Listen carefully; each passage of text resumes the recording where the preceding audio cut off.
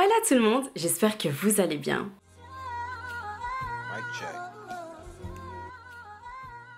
Alors bienvenue aux personnes qui me découvrent et aux anciens, welcome back. Alors aujourd'hui on se retrouve pour une toute nouvelle vidéo, nous allons parler des pertes blanches aka les leucorrhées aka les pertes vaginales. Mais avant toute chose, moi je vous invite à vous abonner à ma chaîne et activer la cloche de notification pour être au courant à chaque fois que je posterai une nouvelle vidéo.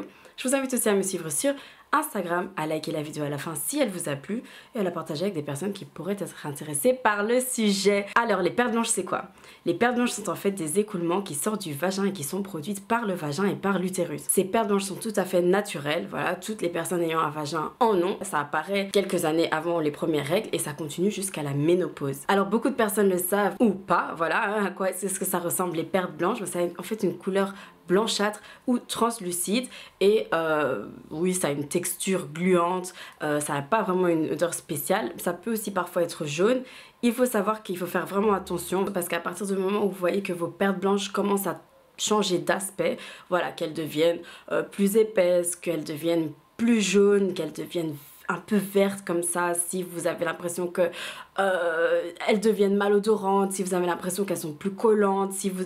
C'est même pas si vous avez l'impression, si vous voyez que tout ça est en train d'arriver, si vous voyez que ça commence à vous démanger, si vous voyez que ça commence à vous brûler, il faut aller consulter parce que ça peut vouloir dire que vous avez une mycose vaginale ou que vous avez une infection. Voilà, c'est rien de super grave mais il faut aller consulter, comme ça vous pouvez avoir un traitement qui va faire que tout ça partira. Ok, maintenant on va un peu voir à quoi servent les pertes blanches, hein, à quoi servent les leucorrhées, à quoi servent les pertes vaginales. C'est important d'avoir tous ces petits mots comme ça en tête, comme ça vous savez qu'il y a plusieurs façons d'appeler tout ça.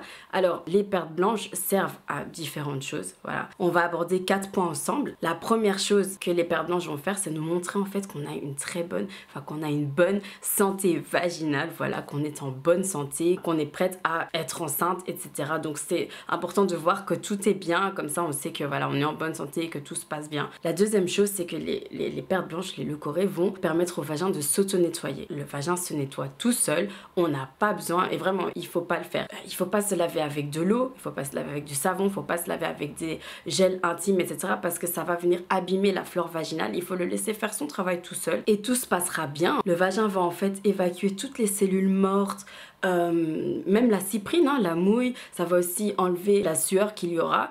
Et tout ça, voilà, il faut vraiment laisser faire tout ça. Je vais le répéter, mais si vous commencez à faire des douches vaginales ou quoi, vous allez vraiment abîmer tout ça. C'est vrai qu'on dit ça que du vagin, donc l'intérieur, mais il faut aussi éviter de laver trop la vulve. Donc, tout ce qui est entre les lèvres, etc. Il faut aussi éviter de mettre trop de gel intime, etc.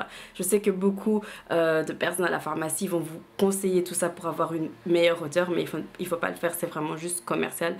Il faut essayer d'éviter tout ça, quoi. Pareil pour les lingettes intimes. Alors la troisième chose que les pertes blanches vont faire, c'est permettre une hydratation permanente et une lubrification vaginale. Voilà, ça va donc un peu comme la mouille, comme la cyprine, permettre que les rapports se passent mieux, voilà. Ce que les pertes blanches vont pouvoir faire en plus de tout ça, c'est permettre aux spermatozoïdes de remonter vers l'ovule lors de la fécondation. C'est pour ça qu'il y a une plus grande quantité de pertes blanches lors de la période d'ovulation. Le dernier point que je vais aborder avec vous, c'est le changement des pertes blanches lors de la période du cycle menstruel en fait. Donc, premièrement, les pertes blanches vont avoir un aspect totalement différent lors de la période de la fécondité, voilà, donc la période dans laquelle on peut tomber enceinte. C'est 4 jours avant l'ovulation et 24 heures après.